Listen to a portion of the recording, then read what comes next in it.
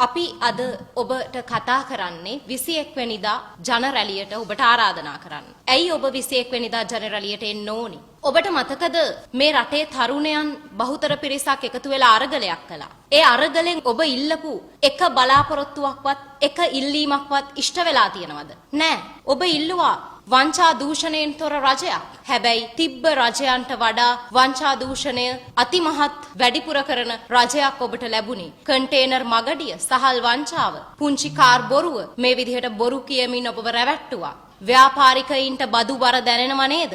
තරුණ ව්‍යවසායකයින්ට බදු බර දැනෙනව නේද? ඔබේ සාක්කුවෙන් හූරගෙන කන මේ සල්ලි, මේ බදු හොඳ ව්‍යාපෘතිවලටද ආයෝජනය කළේ නෑ. රිලව් ගනිනවා වගේ මෙලව වැඩක් නැති ව්‍යාපෘති මේ ආණ්ඩුව කළේ. ඔබට මතකද පසුගිය ආණ්ඩු වලින් යෞවන සමාජ සම්මේලනවලට කොයි වගේ බලපෑමක්ද කළේ? ඔබ ඊටමත් සාධනීය විදිහට ඔබේ යෞවන සමාජ සම්මේලන පවත්වාගෙන ගියා නේද?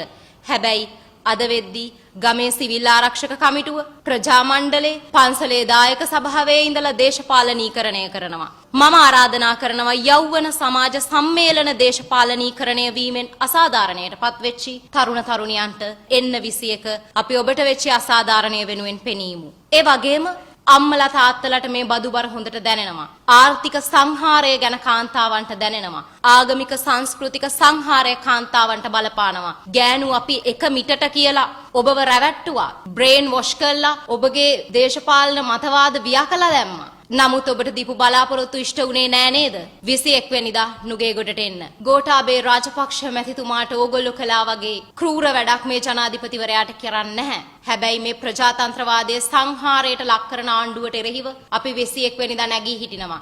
ඒ වගේම දේශපාලනයේ ක්‍රියාකාරී, ශිෂ්‍ය ක්‍රියාකාරී, සමාජ ක්‍රියාකාරී තරුණ තරුණියන්ට සමාජ මාධ්‍යවල සිද්ධ වෙන මර්ධනයට එරෙහිව 21 වෙනිදා නුගේගොඩට එන්න. ආණ්ඩුවේ මේ ජන පීඩක ප්‍රතිපත්තිවලට විරුද්ධව පළවෙනි වෙඩිමුරය 21 වෙනිදා නුගේගොඩදී තියෙනවා. ශ්‍රී ලංකා පොදු ජන පෙරමුණ විදිහට පුළුවන් තරම් මේ රැළියට සහයෝගය දක්වනවා. මොකද ඒකට හේතුව බහුතර මතය තියෙන විපක්ෂයට. විපක්ෂයේ සියලු දේශපාලන පක්ෂ ඒ අති මහත් ජනතාවගේ අභිලාෂය වෙනුවෙන් පෙනී සිටිය යුතුයි. මම සෑම දේශපාලන පක්ෂයකටම ආරාධනා කරනවා 21 වෙනිදා රැළියට ඔබේ පූර්ණ දායකත්වය දෙන්න.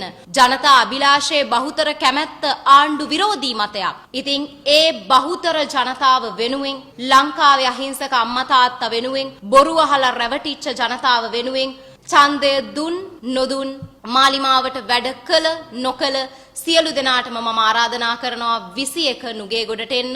අපි අපේ රට මේ විදිහට විනාශ මුඛයටපත් වෙන්න ඉඩ දිය යුතු නැහැ. මේ ආණ්ඩුව වැඩක් කළෙත් නැහැ, කරන්නෙත් නැහැ, කරන පාටකුත් නැහැ. ජය වේවා.